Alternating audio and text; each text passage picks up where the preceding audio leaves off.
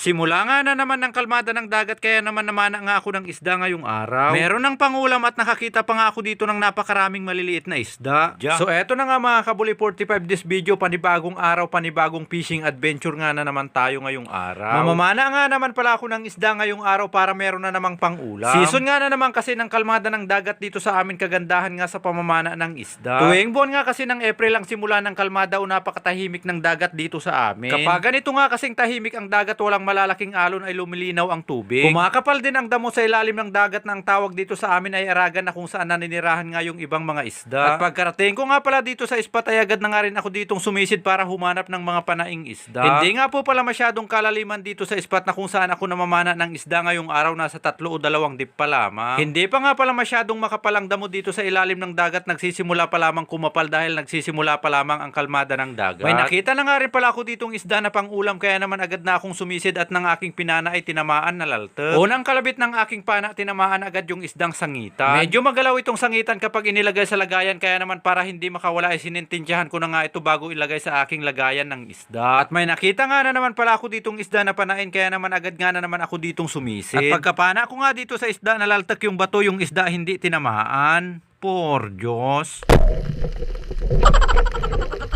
At sumisid nga na naman pala ako dito dahil may nakita nga ako ditong isdang mulmul na nagtago dito sa makapal na damo. Sana walang butas na nakatago dito sa makapal na damo para walang pasukan yung isdang mulmul para yung isda ay aking makuha. Nahirapan pa nga ako ditong hanapin kung saan nga nagtago banda yung isdang mulmul dahil napakakapal nga nitong damo na kanyang pinagtaguan. Kaya naman hinawi-hawi ko na nga lang dito itong makapal na damo para makita ako kung meron siyang butas na pinasukan. Mabuti na nga lang walang butas at nakita ko na rin yung isda, kaya naman agad ko na nga itong pinana. At pagkapana ko nga dito, syempre tinamaan, kaya naman agad ko na nga rin itong kinammal para hindi na makawala. Kapag hindi nga kasi agad ito kinammal o dinakma ay may posibilidad nga na makawala pa nga itong isda. Ito nga kasing tadyang ng aking pana ay walang sima. At habang namamana nga pala ako dito ay nakakita nga ako dito ng maliliit na isda na ang tawag nga dito sa amin ay padas. Napakaganda nga nilang pagmasdan habang lumalangoy nga sila ng kumpulan dito sa ilalim ng dagat. Kaya naman sinundan ko na nga pala muna sila dito para makuhanan nga ng video. Ito nga palang maliliit na isdang ito ay anak ng isdang barangan o danggit. Ito nga yung napakasarap na sausawan kapag ginawang bagoong. Ingat kayo sa paglangoy para hindi nila kayo mahuli, para may pagkakataon kayong lumaki, hindi kayo maging bagoong. May nakita nga ako ditong isdang ipos, kaya naman mabilisan ko nga rin itong linapitan para panain. Mabilisan nga kasi dapat ang pagpana dito kapag nagtago na nga ito sa damo dahil agad nga rin itong umaalis. Mabuti na nga lang eksaktong paalis na nga siya ay binikasan ko nga ng pana kaya napaabutan. Good size na rin ito pandagdag sa nahuli kong isda dahil ilang piraso pa lang ang napapana akong pang-ulam. Medyo madala nga ang labas ng isda dito sa spot na aking pinuntahan, kaya naman ilang piraso pa nga lang dito ang napapana akong isda. May nakita nga rin pala ako ditong isang napakalaking seashells, kaya naman agad nga ako ditong sumisid para kunin. Siguradong may laman ito ang sabi ko dahil bigla nga itong gumalaw, may laman nga pero umang. Por Diyos, sayang.